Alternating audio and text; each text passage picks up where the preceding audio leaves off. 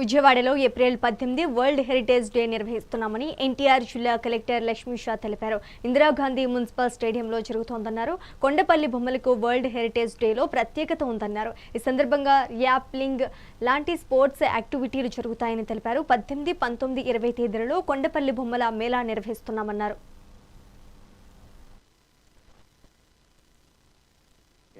So, however, welcome to the press meet. ఈ press meet ముఖ్య ఉద్దేశం ఈరోజు రెండు విషయాలు మీతో డిస్కస్ చేయాలి. మీ ద్వారా ఎన్టీఆర్ జిల్లా ప్రజలకి తెలియచేయాలి. ఒకటి, కొండపల్లి బొమ్మ మన heritage, culture, our identity, geographical indication.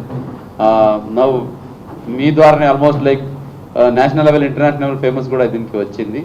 ఇది ఒక ఎత్తు అయితే, ఇంకొకటి ఏప్రిల్ 18th లో మన జిల్లాలో వరల్డ్ హెరిటేజ్ డే సెలబ్రేట్ చేయబోతున్నాం.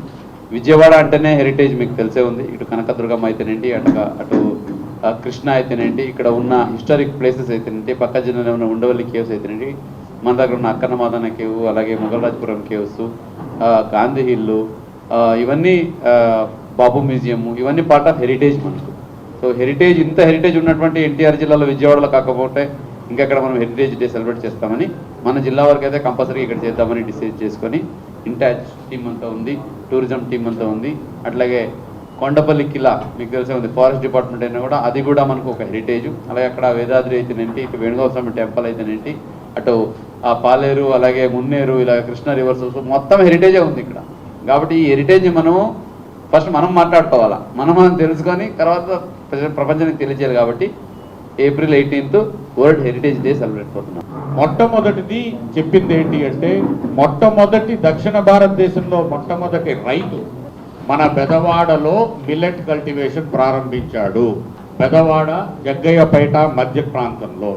రెండోది నేను ముఖ్యంగా చెప్పేది, మొట్టమొదటి తెలుగు పద్యంలో చివరి పాదంలో కందుకూరు బెదవాడ గావించె మెచ్చి అనే పాదం ఉంటుంది. అంటే కందుకూరిని నేను బెదవాడలాగా కట్టాను అని. మనకి ఇలాంటివి ఎన్నో విషయాలు బెదవాడ గురించి మనం చెప్పుకోవాల్సినవి ఉన్నాయి. ఒక్క కొండపల్లి మాత్రం చూస్తే అది సజీవ వారసత్వం, అంటే మనం లివింగ్ హెరిటేజ్ అంటారు. So based on this, we conducted 197 registrations. We got, out of that 25 toys have been submitted. 25 new toys have been submitted. The criteria we evaluated based on innovation and design, market viability and feasibility, sustainability, artisan empowerment and cultural heritage. These were the evaluation criteria so that we can continuously support this community at large. So out of this 25 submissions we have identified, so we will